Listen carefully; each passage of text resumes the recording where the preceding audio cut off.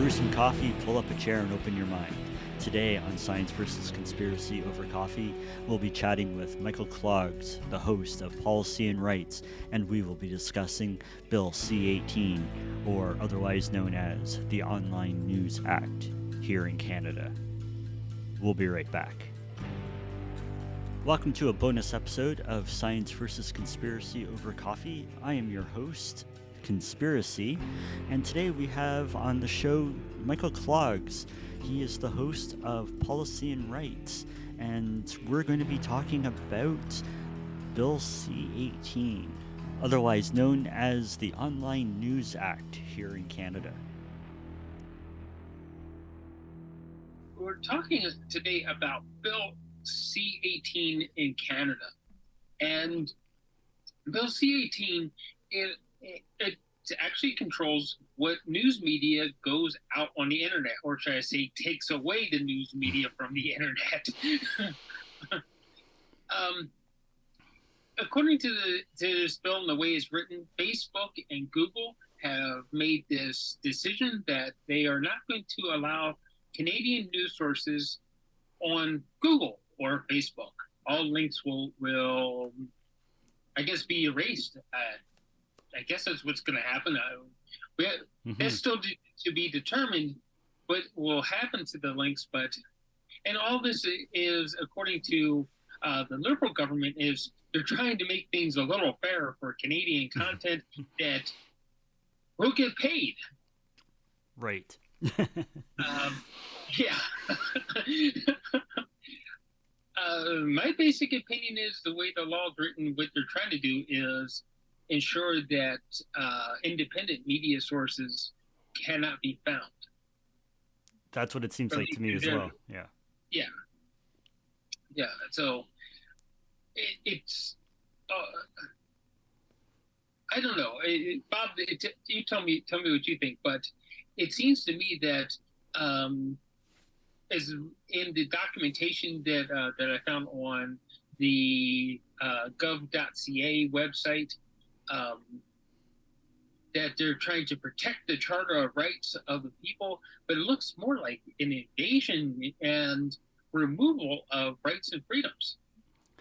Yeah, you're completely right. I think that the bill is, in practice, going to do a lot more harm than good.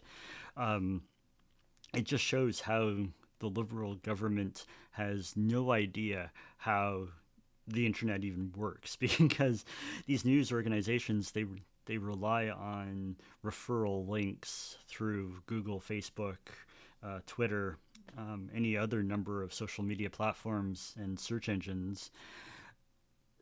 They rely on people searching for topics to be sent to their website.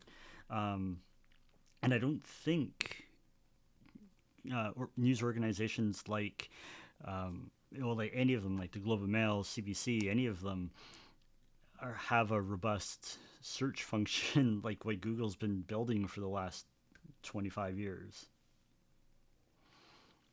No, I would think not, because, well, I pulled this article straight from the gov.ca website as it was presented on Parliament floor and how it was voted on. But the article that was in the National Post is saying they don't like it. Mm-hmm. It's pretty bad when even the corporate media is saying, "Hey, guys, what the hell did you just do?"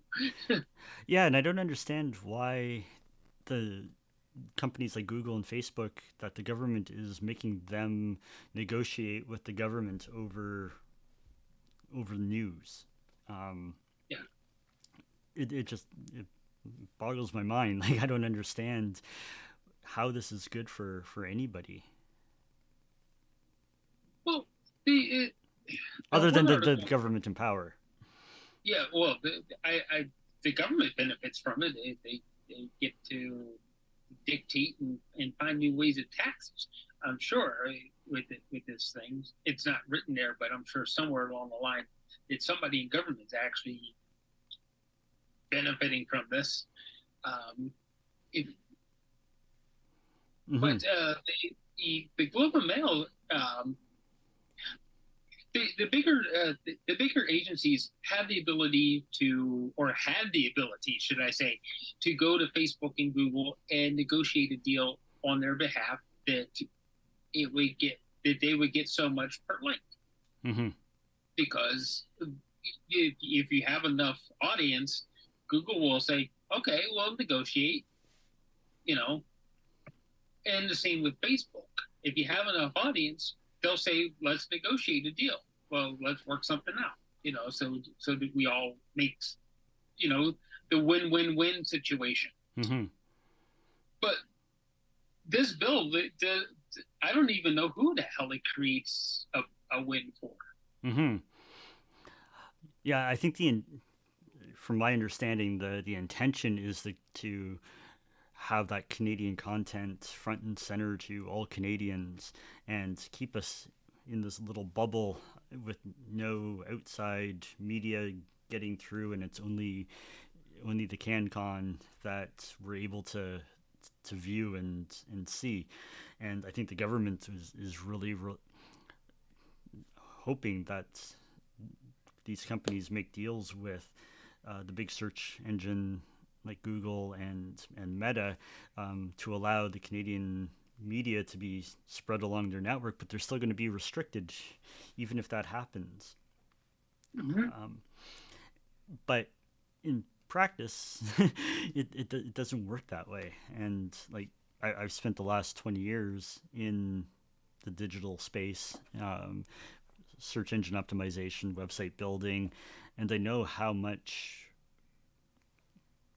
websites rely on referral traffic, and they're cutting that off.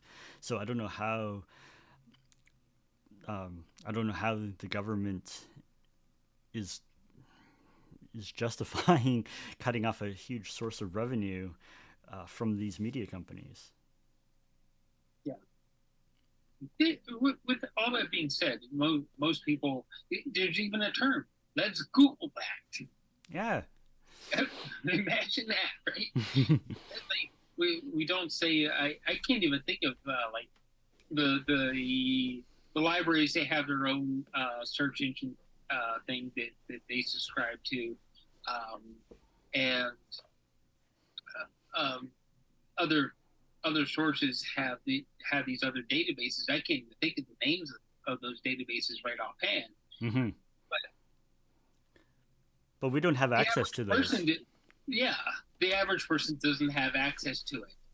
So in that respect, our is, this bill is cutting off the average citizen from, if they, unless they have a subscription to, say, the Globe and Mail, the National Post, or to CBC, um, to name three examples of newspapers and broadcasts. Hmm. Um, Unless you have a subscription to it, you're not going. You can't search for it. So how how is it that a vote's coming up? How are you supposed to know who you're going to vote for? And because all this is going to be cut off from Facebook and everything. I think the only one big one that isn't on board with cutting things off yet is Twitter.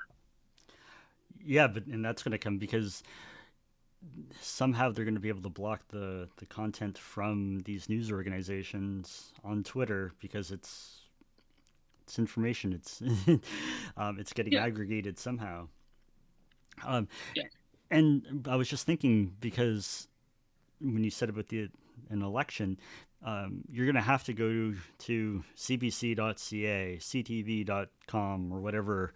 Um, but there's so many small independent news organizations out there that have a different take on the issues that to be well informed you got to be able to Google um, the you have to Google the topic and all the results will pop up.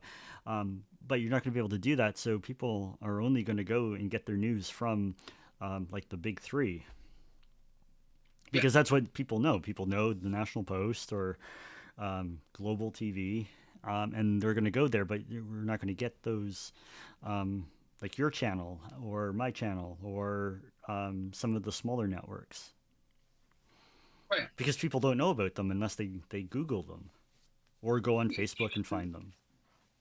Even one of our former radio affiliates, CFRO 100.5 FM in Vancouver, Vancouver's co-op radio, they're even going to be cut off. Mm-hmm. And they're attached to even a larger network, which of course will get cut off with the National Campus Radio Association. So it's not just the CBC, CTV, or Global that's getting cut off. Mm-hmm. It's every news reporting network out there is going to suffer from this bill. Mm-hmm. You know. And then there's probably going to be, like you said before, it's not a tax just yet, but I'm sure news organizations will have to register, and if you don't register, then you can't get the subsidies or whatever, that for whatever deal Facebook and Google end up making with them. Mm-hmm. Yeah, I just don't see where where this is headed. Well, I know where it's headed, but I don't see a good end to this. Well, on the conspiracy end of things, it's looking more and more like a control system where are we trying to build a control that only the liberal government can say what's going on? Yeah, exactly. Because if you can't search for any other opposing arguments, then and you're only getting what the government wants you to hear, then it really makes it easy for who to vote for, because um, they're the best, and they're doing everything right, and there's nobody speaking out against them. And we see this Yeah. in countries like Russia and China. Well, let's talk about China for a little bit, because um,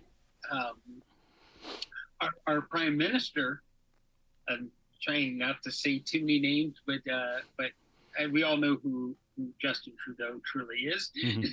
He likes the way China does their social media. Yeah, absolutely. Yeah, he's openly admitted that. I think on a number of occasions, he likes the way that their system works, and we know how restrictive China's policies are. Well, in the I'm about to pronounce it all the wrong ways. The Wu Chang district, where they're squished between, I think it's Pakistan, Mongolia, India, and China. Mm-hmm.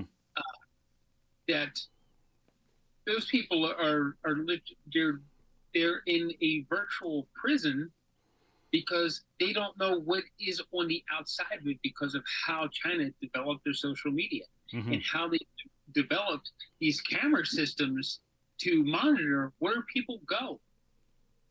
And it all gets reported back to a central thing.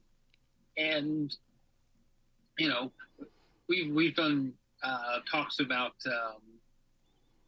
the social conspiracy of our social media, where they try to sell more stuff to us. Mm-hmm. But you got to picture that same kind of engine being turned on people so that it keeps them trapped in one place.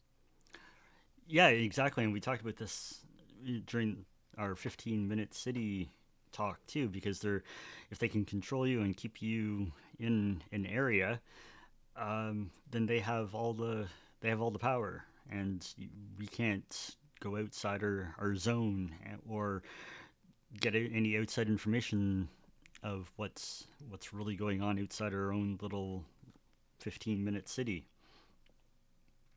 Yeah. So here's an interesting thought, and this it's totally conspiracy because it's apparently groundless. But I'm the government controller, Hmm. and you're in zone Coquitlam, Yep. and I'm in zone Surrey. Well, in order to keep you in Coquitlam, to keep you from coming to Surrey, I can say things like, oh, there are so many murders happening. It's like there was somebody shot dead on the streets in Surrey. It's not safe to travel there. Hmm. What does that do to well, you start thinking, well, I won't go there. I was like, it's not safe. I don't want to get shot at. Right, exactly. Because, you know, and that's, for lack of a better term, I thought that was called propaganda. It's only propaganda when the enemy uses it. Oh, okay. Over here, So, it's just called the CBC. yeah, exactly. So, okay, so I've asked a few of my neighbors about this with Bill C18, Hmm. and this is what the really scary part is. Well, I can just live my life. It has no real effect on me. Yeah. Um, and to kind of tack on to that too, it's amazing how little it's being talked about. Um, I find that I really have to dig for information about it. And the articles are there from different news organizations and on Twitter and that sort of thing, but it's not it's not easily found. Like you have to really search for it, which is really odd. And I guess that kind of ties into what your neighbors are saying, that it doesn't really affect me because it's not really being talked about. Like Yeah, there's other issues um, that are making the headlines, and you almost wonder, are these issues being put as the headlines as the distraction? yeah, yeah. The operation of mass distraction. You know, Hmm. uh, there, I noticed that there was more focus on in the last few days, at least in the Globe and Mail, more focus on Ukraine and Israel. Hmm. Don't get me wrong. It's like I believe that we need to end that war in um, between the Russian Federation and Ukraine. I think that I do believe that Vladimir Putin needs to be told that he needs to go back across his own border and stay there. Yes, um, but and I don't think that Israel should be marching again with military action against civilian Palestine people either. Um, but there are issues here that need to be dealt with, Hmm. and are we now going to glaze over those issues?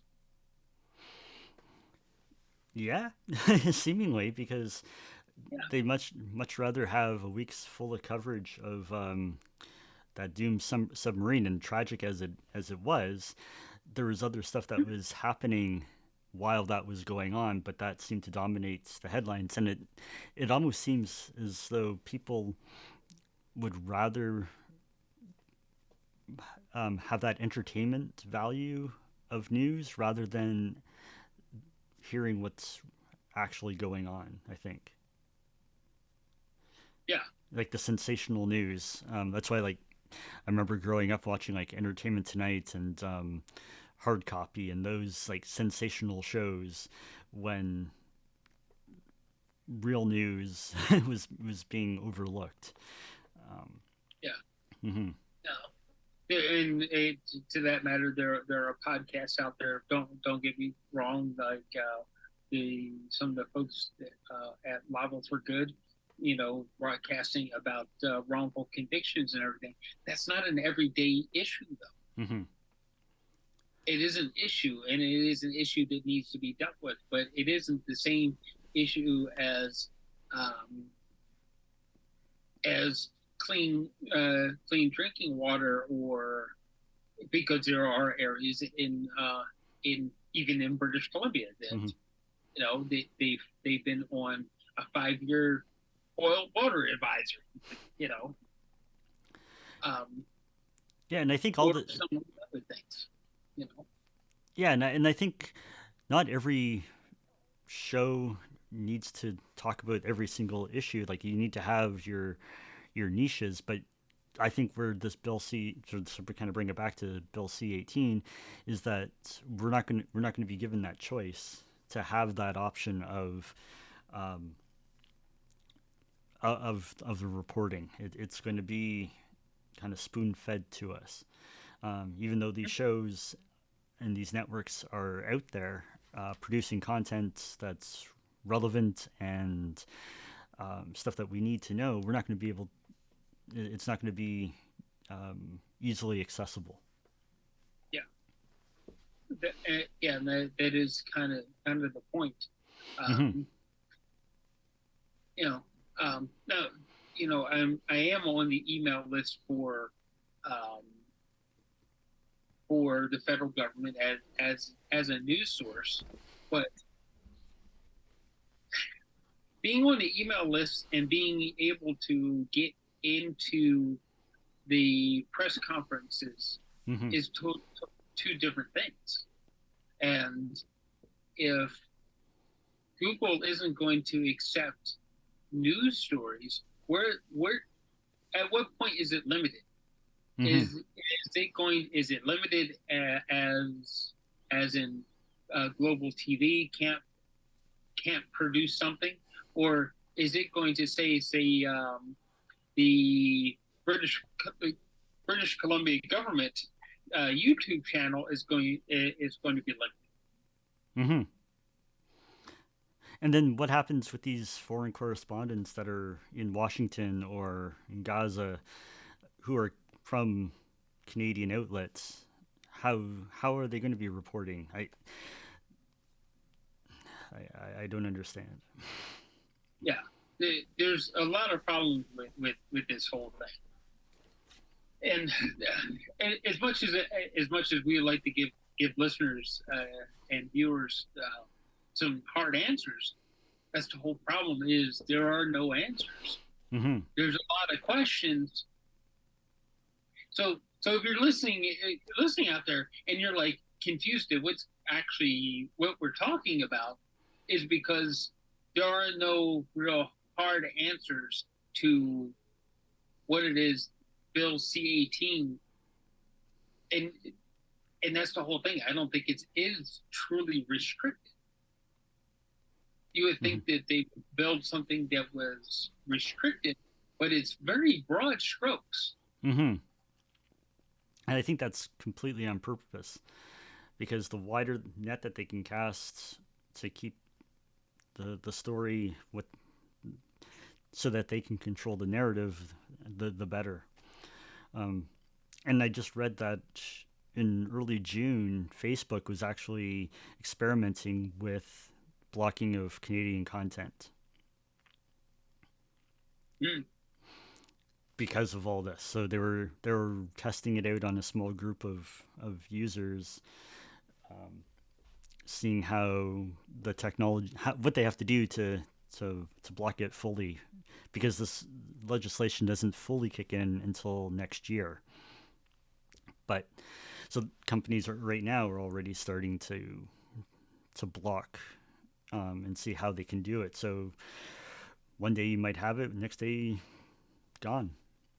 Yeah, go to sleep and it's like you're reading that article, and that next wake up and it's like poof, Yep.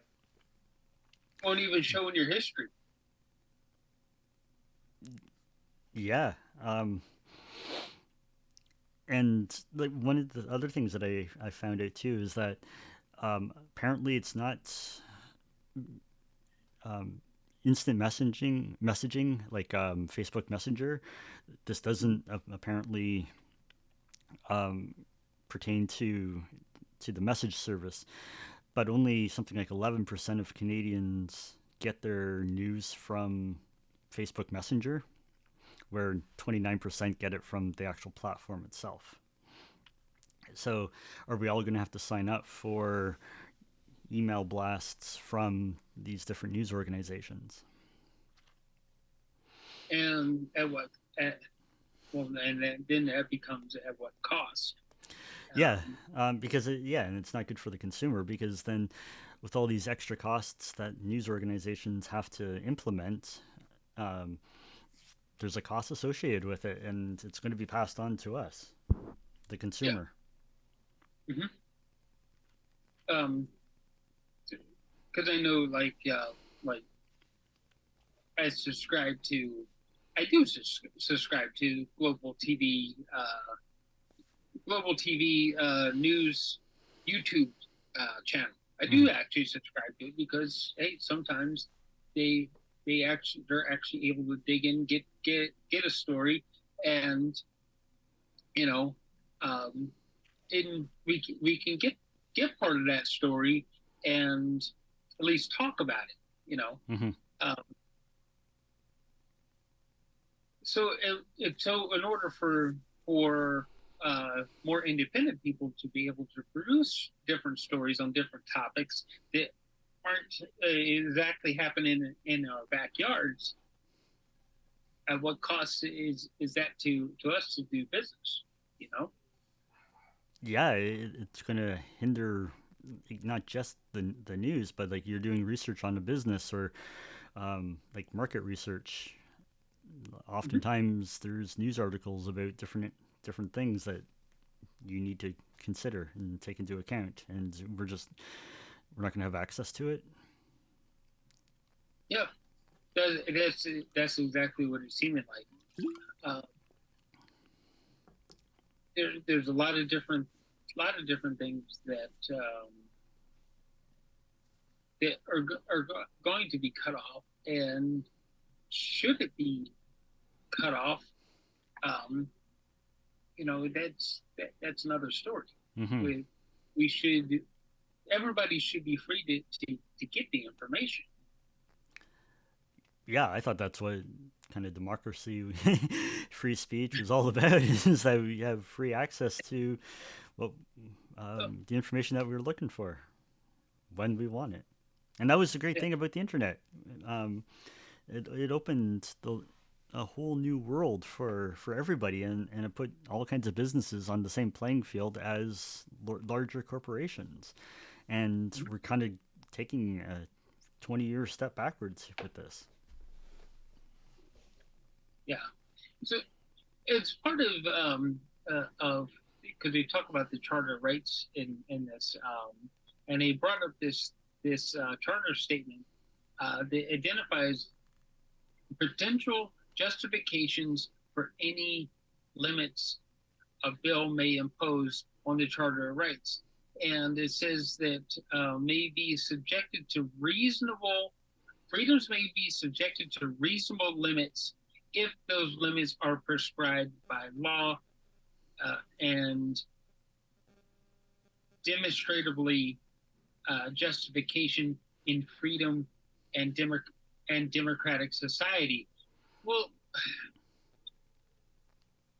see that's a contradictory statement right there, where freedom and a democratic society. Hmm. Like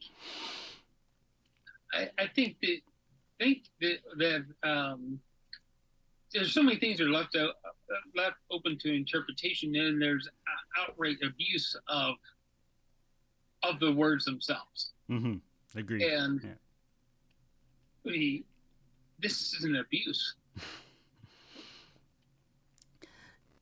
Yeah, it's extremely overreaching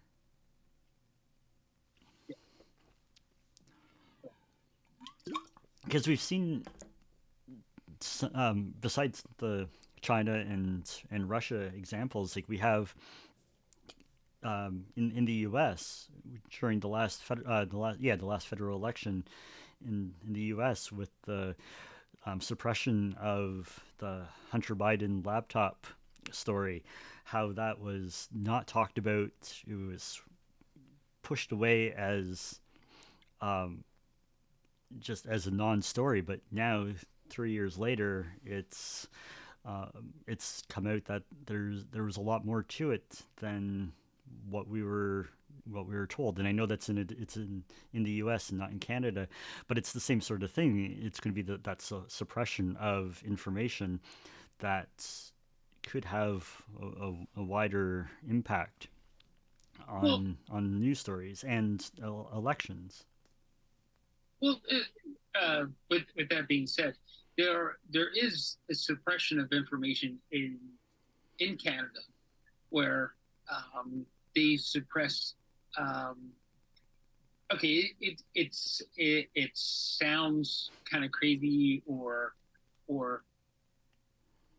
benign, where they're suppressing a TV show and a sci-fi TV show at that. Mm-hmm. Okay, but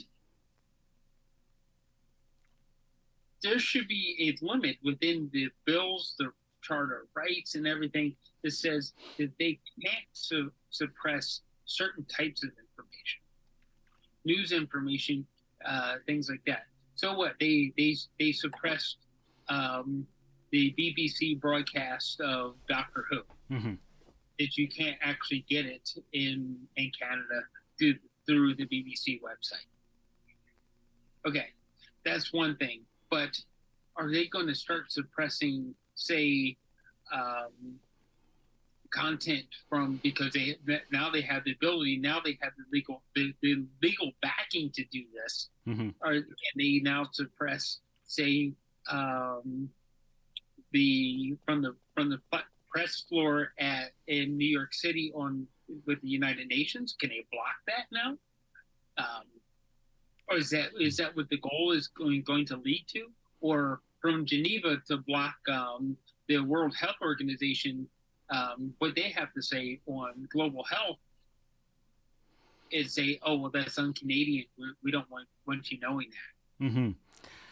Yeah, it's a slippery slope, and these are all good questions that I don't think the government has answers for. Or the answers, if they have the answers, they don't want to share it. Yeah. But And just by saying it a bunch of times doesn't make it true, and that's what the government seems to be doing, is just saying, "Oh, it's good for our publishers, it's good for our media, our journalists are going to get compensated," but just by saying it doesn't make it true. yeah, especially when we the newspaper articles, like you shared the Global Mail article Mm-hmm. with me, which by the way, I did eventually get the article open. I actually had to go back and search for it through Twitter. Oh wow, there you go. We won't be able to do that in this time next year. Oh, this time next year we won't be able to do that.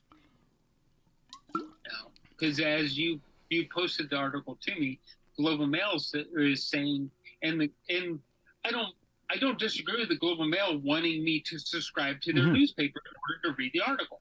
It's like that's how they pay the reporter. Yep. Yeah, I don't have You any know? problem with that either. Like, if they want to go with a subscription-based model, that's fine. Or you get so many, because a couple of the papers that I've been to, you get like 5 free articles a month or something, but then you have to Yeah, pay for it. And there's nothing wrong with that. It's but if we can't get access to it to begin with, that's where the problem is. that's where the problem lies. Is like I have no problem at all with them wanting a paid subscription model.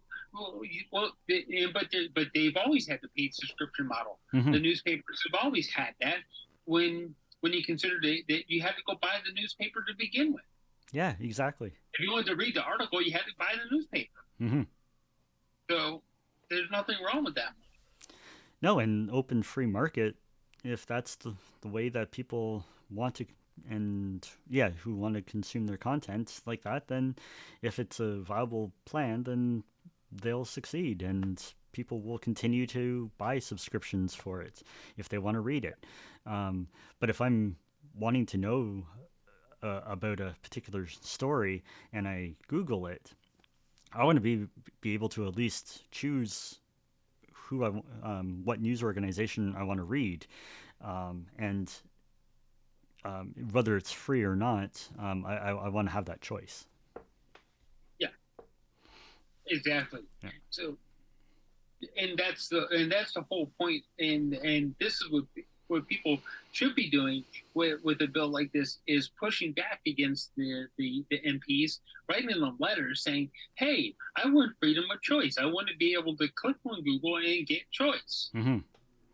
That's why Google's been so successful, because it's managed to aggregate all the content in the world and make it easily and readily available to everybody. Yeah, I think there's very few exceptions left in the world where you can't use Mm-hmm. Google to get content. Yeah, like with the exceptions of like in Yeah, China, North Korea, and that sort of thing. But like in the free world, in the yeah. West, it's pretty. I guess we take it Even for France granted. pipingly went along with, okay, fine, we'll use Google too. Mm-hmm. And see, here's the interesting part about France, because how the internet works in France is slightly different than how it works here.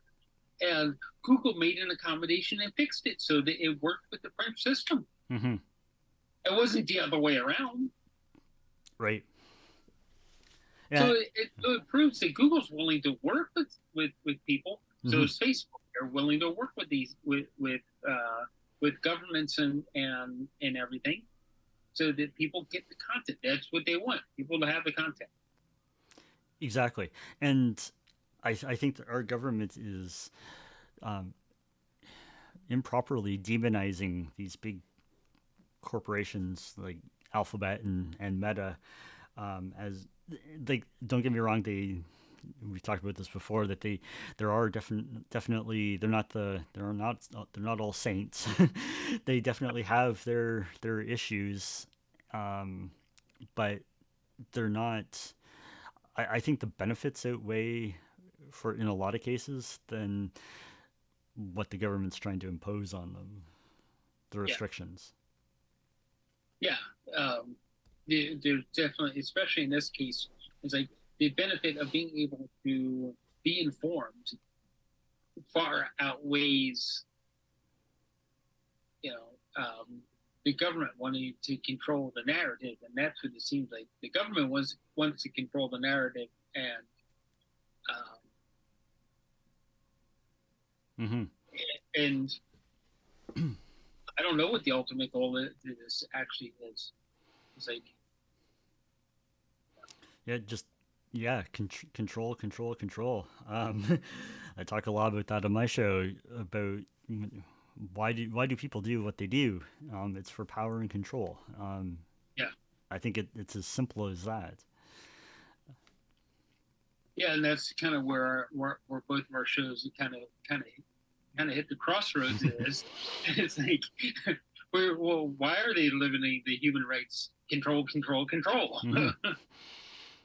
And this is a clear cut case of control. Control. Yeah. And in this particular instance, we're not pointing back to a CEO. We're pointing back to the prime minister of the country. Mm-hmm. Yeah, and it's hard to say how this legislation would have been different given the conservatives, if they were still in power, or the NDP, um, if the rules were changed. But because it's very hard to give up power. um, It's very hard to give up power. Yes. so there, I think I think the liberals know that their days are numbered, and they're doing whatever they can to control what people think, so that they can just stay in power that much longer. I think you're right on that one. At least through one of the emails that I received from it's party talk Mm-hmm. from the Conservative Party, Colbier is calling foul on this particular bill, saying that it's pushed through, and obviously that part of getting it pushed through, actually had to have some NDP support Mm-hmm. to get it pushed through the way they did. So yeah, but then again, like you said, if the Conservatives, if it was being lined up through the Conservatives, would they have done the same? Yeah. And just say in the next election the Liberals get voted out and the Conservatives come in, they're certainly not going to repeal this. But how are they going to make it their own? Yes, that is a very good question, because I don't see this being repealed without a huge public outcry. I'm not talking about what's happening in Paris right at the moment,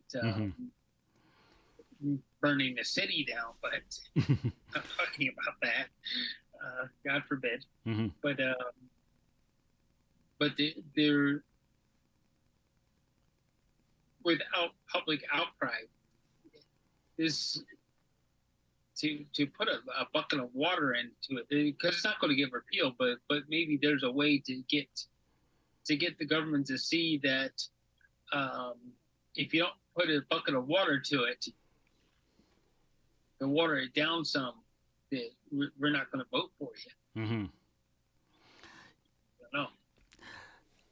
Yeah, and we saw how this government handles mass protests 2 years ago, or a year and a half ago, or whatever it was, with the big convoy in Ottawa.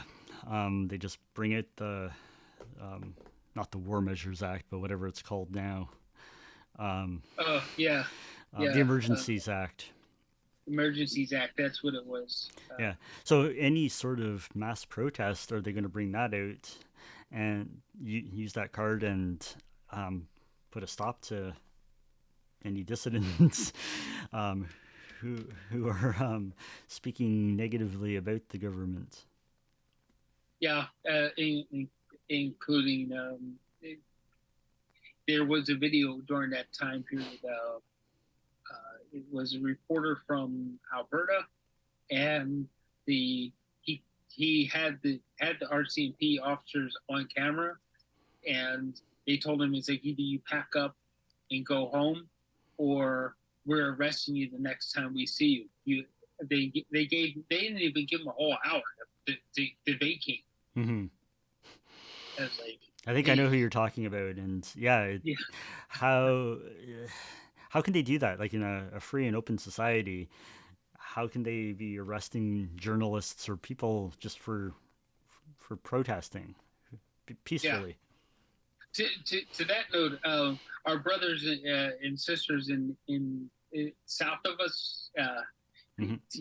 it ain't much better when a president can call, let's say, open season on the reporters, Mm-hmm. And he can actually literally attack a reporter in the White House press room. Yeah. So as a larger global issue, I wonder where this is actually going, where you're not safe being a journalist. Mm-hmm.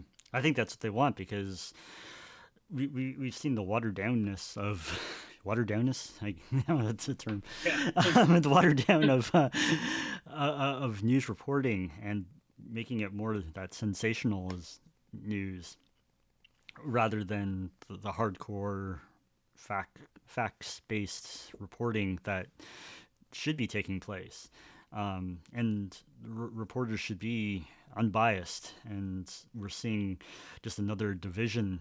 We see it a lot in the U.S., and we're really starting to see it, I find, in Canada now, that you're either on one side or on the other, and as a journalist, you should be right down the middle, just reporting the facts of what's happening. They shouldn't take sides.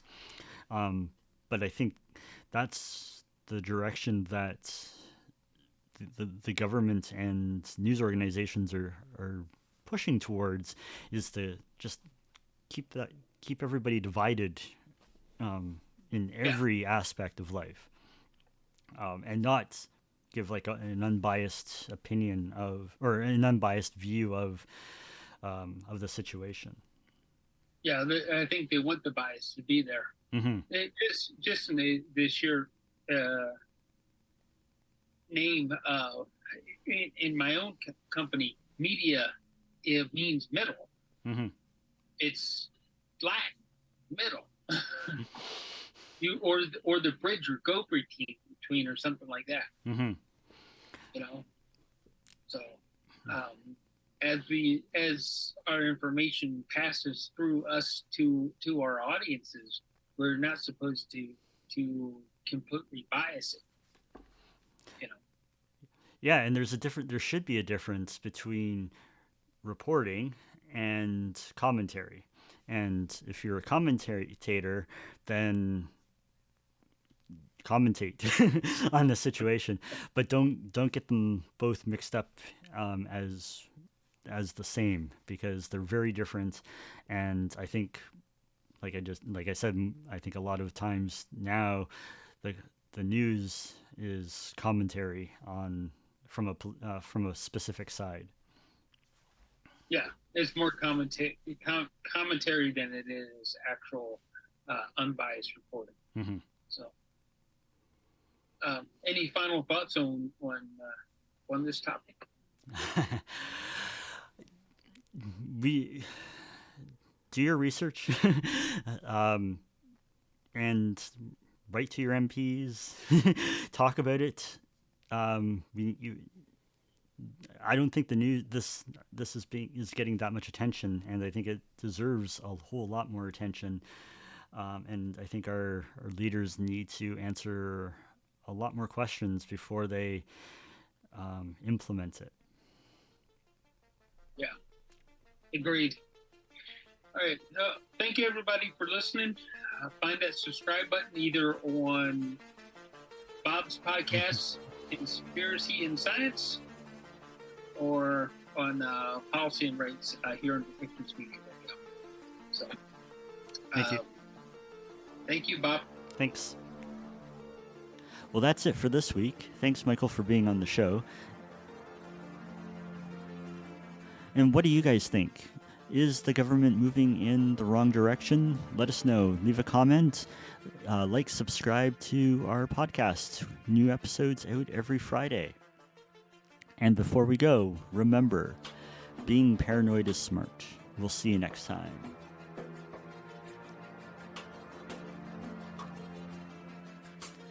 This has been a Story Monkey production.